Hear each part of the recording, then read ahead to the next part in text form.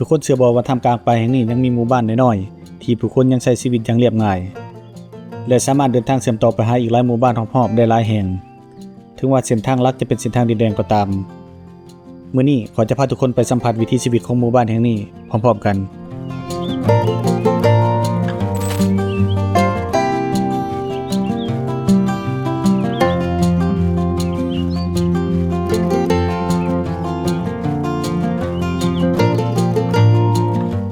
เส้นทางเข้าสู่หมู่บ้านแห่งนี้เป็นเส้นทางดินแดง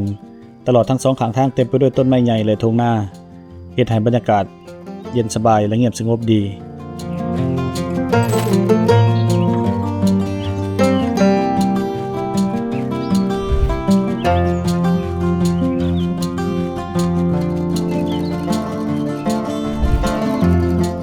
ถึงว่าหมู่บ้านแห่งนี้จะตั้งอยู่กลางป่าแต่ก็สามารถเดินทางเชื่อมต่อไปหาอีกหลายหมู่บ้านใกล้เคียงในหลายเส้นทาง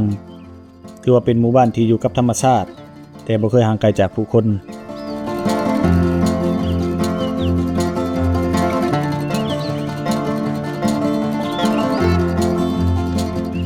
สิ่งที่ข้อยมักหลายที่สุดของสถานที่แห่งนี้ก็คือบ้านเรือนที่มีทั้งเรือนไม้แบบดั้งเดิมที่สะท้อนถึงวิถีชีวิตในอดีตและเรือนสมัยใหม่ที่เริ่มสร้างขึ้นตามยุคตามสมัยซึ่งเฮ็ดให้เห็นการผสมผสานระหว่างอดีตและปัจจุบันได้อย่างลงตัว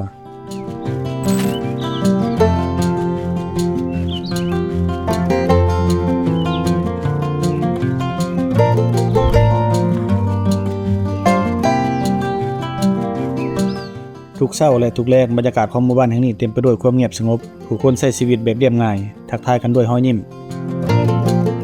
หมู่บ้านแห่งนี้ถูกอ้อมรอบด้วยทุ่งนาสีเขียวและพื้นป่าธรรมชาติเฮ็ดให้อากาศบริสุทธิ์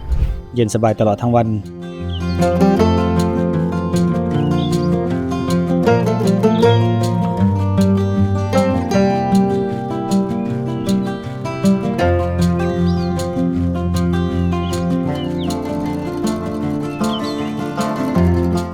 ถ้าใครกำลังเบิ่งหาสถานที่พักใจห่างจากความวุ่นวาย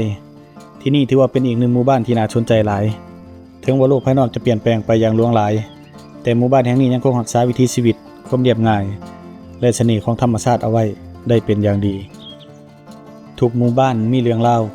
ทุกเส้นทางมีความหมายและทุกการเดินทางก็เฮ็ดให้เฮาได้เรียนรู้สิ่งใหม่